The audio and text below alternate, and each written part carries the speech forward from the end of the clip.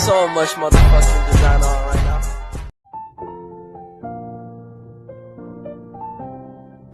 Sebelumnya, Assalamualaikum warahmatullahi wabarakatuh. Izin memperkenalkan diri, nama saya Chelsea Lia Sane Putri Ardiansyah dengan NPM 22380038. Di sini saya selaku moderator kelompok 1 yang beranggotakan Alsira Faiza, Alivia Anita, Amelinda Kustari, Amelia Reza, Anis Kurniastuti, Anissa Fitriani, Anjar Sri Woyaryanti, Anissa Felicia, Arti Adila, Aini Fitri, Ayu Lestari, Bella Fitriana, Kalista Azara, Chelsea Lia Sane Putri, Clara Putria, Desi Nurjana, Dinda Auliasari, Eka Safitri, Vika Nilam Cahya, dan Kalisa Aritia Putri yang akan mempresentasikan materi tentang bakteri. Materi yang pertama yaitu tentang pengertian bakteri. Bakteri berasal dari bahasa Yunani yaitu bakterion atau bakterium yang berarti tongkat atau batang. Bakteri adalah sekelompok mikroorganisme bersel satu yang diklasifikasikan pada tingkat domain. Perkenalkan, nama saya Aini Fitri Salsabila, NPM 22380029. Materi selanjutnya, ciri-ciri bakteri. 1. Organisme multiselular. 2. Prakariot tidak memiliki membran inti sel. 3. Umumnya tidak memiliki klorofil. 4. Memiliki ukuran tubuh yang bervariasi antara 0,12 sampai dengan ratusan mikron. 5. Memiliki bentuk tubuh yang beraneka ragam. 6. Hidup bebas atau parasit. 7. Dapat hidup di lingkungan ekstrim seperti pada mata air panas, kawah, ataupun lingkungan gambut, khususnya bakteri yang dinding selnya tidak mengandung peptidoglikan. 8. Hidupnya kosmofilit di berbagai lingkungan, khususnya bakteri yang dinding selnya mengandung peptidoglikan. Selanjutnya, struktur bakteri. Struktur luar terdiri dari dinding sel, kapsul, membran sel, flagela, dan vili.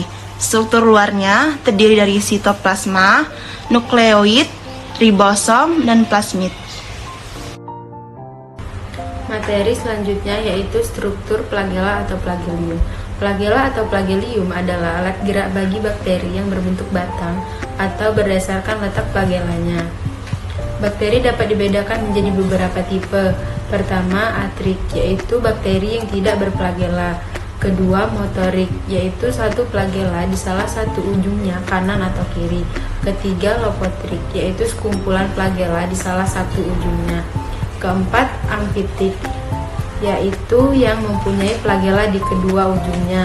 Dan yang terakhir, peritrik, yaitu yang mempunyai flagela di seluruh permukaan sel bakteri. Perkenalkan, saya Kalisa Aritia Putri, NPM 22380083. Materi selanjutnya yaitu tentang kapsul. Kapsul merupakan lapisan lendir yang berbentuk padat dan tebal. Kemudian terdapat dinding sel sebagai pelindung dan pemberi bentuk sel, yang tersusun dari gabungan protein dan polisakarida. Ada dua tipe utama bakteri berdasarkan kandungan peptidoglikan dinding selnya, yaitu gram positif dan gram negatif. Dinding sel gram positif, karakteristik utamanya adalah tebalnya lapisan peptidoglikan pada dinding sel. Akibatnya, pada saat prosedur pewarnaan gram meninggalkan warna biru atau ungu, dinding sel gram positif biasa ditemukan pada Actinobacteria dan Firmicutes. Kemudian ada dinding sel gram negatif. Tidak seperti dinding sel gram positif, dinding sel gram negatif memiliki lapisan peptidoglikan yang tipis. Hal ini menyebabkan lunturnya warna biru atau merah muda saat disiram etanol. Nama saya Nisa Felicia Bashar, NPM 22380024. Di sini saya akan mempresentasikan materi tentang struktur bakteri.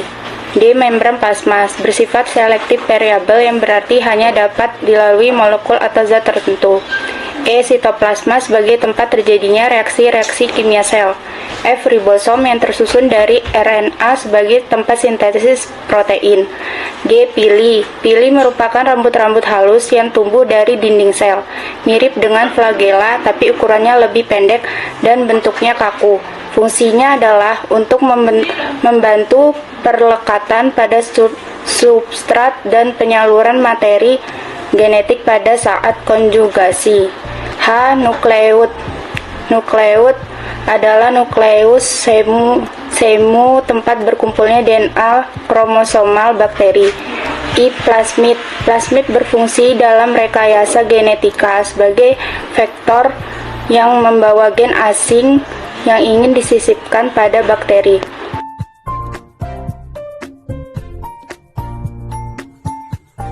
Perkenalkan, nama saya Desi Nurjana, NPM 22380045. Di sini saya akan menjelaskan bentuk bakteri kokus. Bakteri bentuk bulat atau bola atau kokus dapat dibedakan menjadi A. Monokokus, yaitu bakteri berbentuk bola tunggal. Misal, Monococcus gonorrhoeae penyebab penyakit kencing nanah. Yang B. Diplococcus, yaitu bakteri berbentuk bola bergandengan dua-dua. Misal, Diplococcus pneumoniae, penyebab penyakit pneumonia, radang atau paru-paru. Yang C yaitu Streptococcus, yaitu bakteri berbentuk bola yang berkelompok memanjang berbentuk rantai. Misal, Streptococcus lactis, Streptococcus pyogenes, penyebab sakit tenggorokan, dan Streptococcus thermophilus untuk pembuatan yogurt atau susu asam. Yang D yaitu Staphylococcus, yaitu bakteri berbentuk bola yang berkoloni seperti buah anggur, misal Staphylococcus aureus, penyebab penyakit radang paru-paru. Baik, untuk materi selanjutnya yaitu bentuk bakteri basil. Jadi, bakteri berbentuk batang dikenal sebagai basil. Nah, ini berasal dari kata bacillus yang berarti batang. Kemudian, bentuk ini dapat dibedakan menjadi 3. Yang pertama, ada monobasil. Jadi, monobasil ini bakteri yang hanya berbentuk satu batang tunggal. Kemudian, contohnya seperti Salmonella typhosa. Jadi, Salmonella typhosa ini bakteri yang dapat menyebabkan penyakit tipes. Ada Escherichia coli, bakteri yang terdapat pada usus dan Lactobacillus. Kemudian yang kedua ada Diplobasil.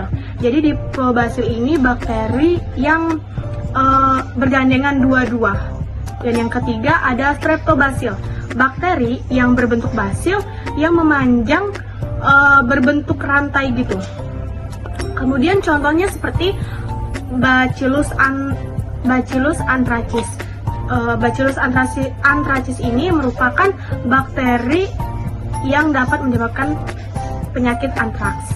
Kemudian ada Streptobacillus moniformis. Kemudian ada Azotobacter dan bakteri pengikat nitrogen. Terima kasih. Mohon izin memperkenalkan diri, nama saya Mela Reza Manda dengan NPM 22380015. Bentuk bakteri spiral. Ada 3 macam bakteri bentuk spiral, yaitu yang pertama, spiral, yaitu golongan bakteri yang bentuknya seperti spiral, misalnya Spirilium. Yang kedua, Vibrio atau bentuk koma, yang dianggap sebagai bentuk spiral tak sempurna, misalnya Vibrio cholera, penyebab penyakit kolera. Yang ketiga, Spiroseta, yaitu golongan bakteri berbentuk spiral yang dapat bergerak, misalnya Spirocheta pallida, penyebab penyakit sifilis.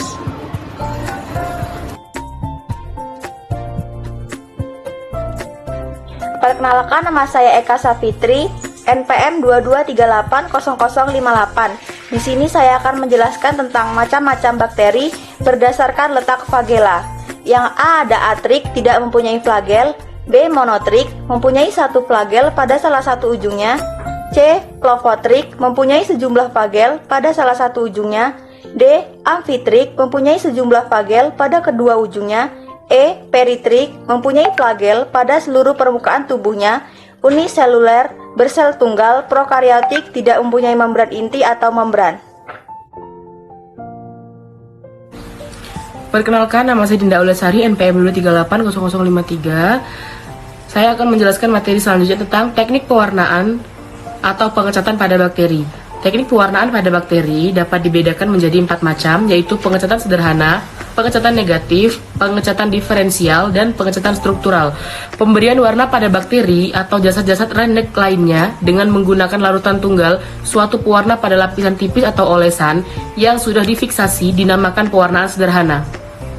Prosedur pewarnaan yang menampilkan perbedaan di antara sel-sel mikroba atau bagian-bagian sel mikroba disebut teknik pewarnaan diferensial.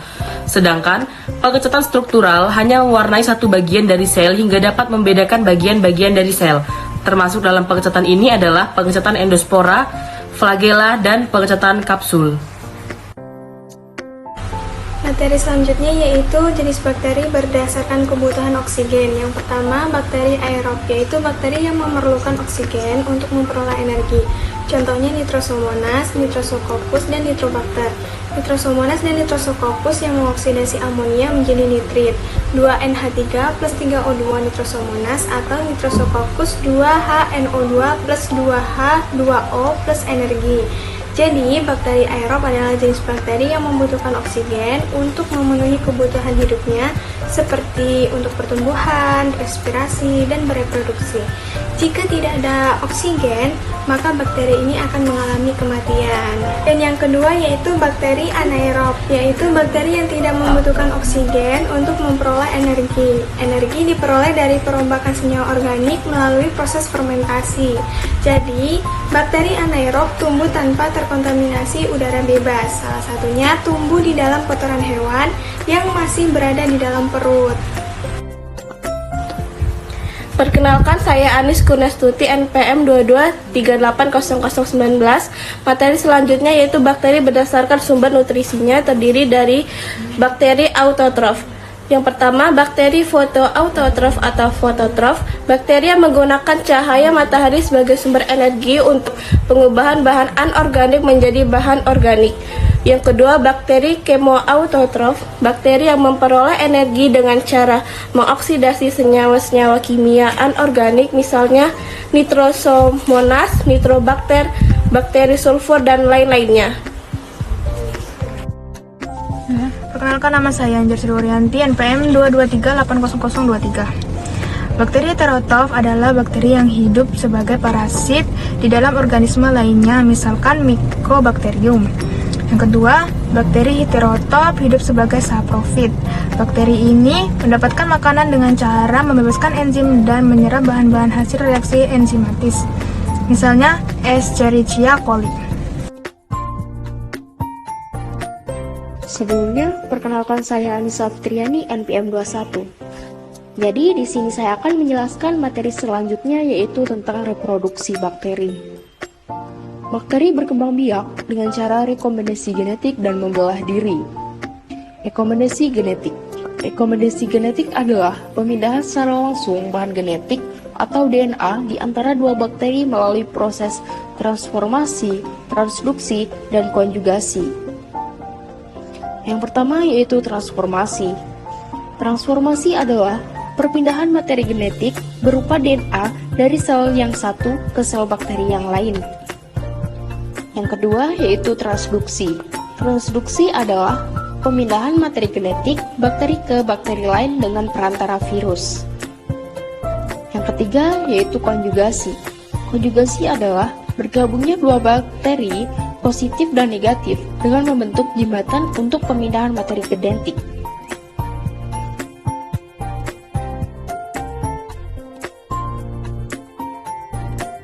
Baik, saya Amelinda Pustari, NPM 22380014. Saya akan menjelaskan materi selanjutnya yaitu pembelahan diri secara biner. Sebelumnya, pembelahan diri secara biner itu pembelahan dari satu sel menjadi dua sel dan seterusnya. Pembelahan biner ini termasuk pembelahan amitosis, yang artinya pembelahannya tidak melibatkan tahapan pembelahan sel seperti halnya manusia, melainkan berlangsung spontan atau secara langsung. Untuk fase pembelahan biner ini, sel induk memanjang, sitoplasma terbelah oleh sekat yang tumbuh tegak lurus. Tumbuhnya sekat akan diikuti oleh dinding melintang. Terpisahnya kedua sel anak yang identik, ada bakteri yang segera berpisah dan terlepas sama sekali. Sebaliknya, ada pula bakteri yang tetap bergandengan setelah pembelahan bakteri. Demikian merupakan bentuk koloni. Apa sih bentuk koloni? Koloni sel bakteri itu sekelompok sel yang dapat dilihat secara langsung dengan mata. Koloni bakteri dapat berbentuk bulat, tak beraturan, dengan permukaan cembung, cekung atau datar, serta tepi koloni rata atau bergelombang. Nah, sifat umum yang dimiliki oleh koloni bakteri pada medium padat yaitu bentuk dari koloni yang bulat, memanjang, tepi rata, dan tidak rata. Warna koloni yang itu ada warna putih, kekuning-kuningan, coklat, merah, jingga, biru, dan hijau. Perkenalkan, nama saya Artia Delia, NPM 22380025. Di sini saya akan menyampaikan materi tentang bakteri yang menguntungkan.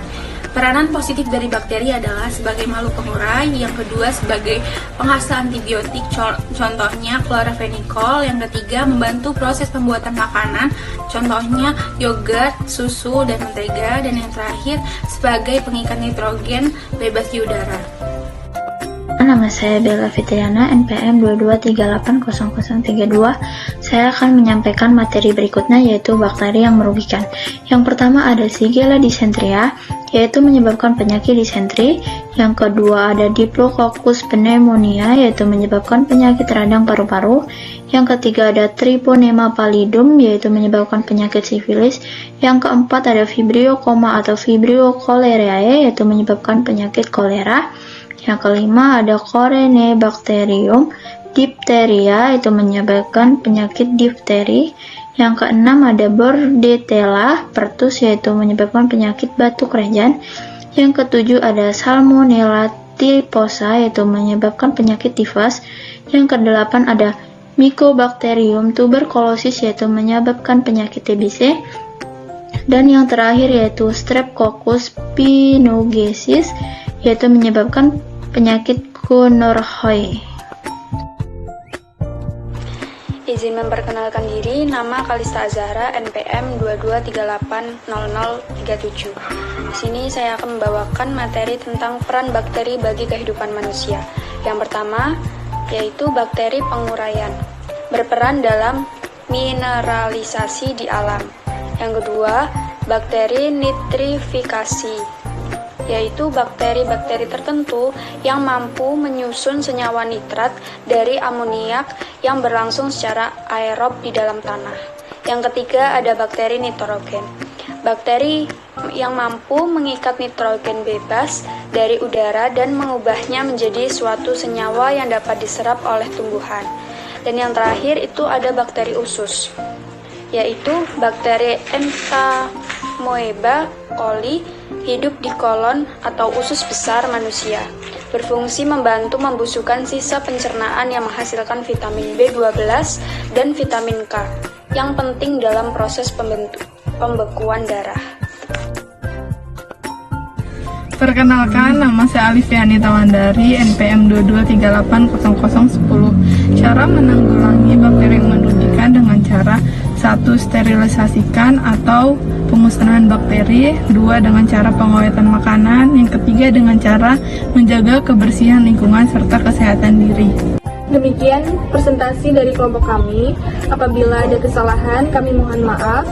Saya akhiri. Wassalamualaikum warahmatullahi wabarakatuh.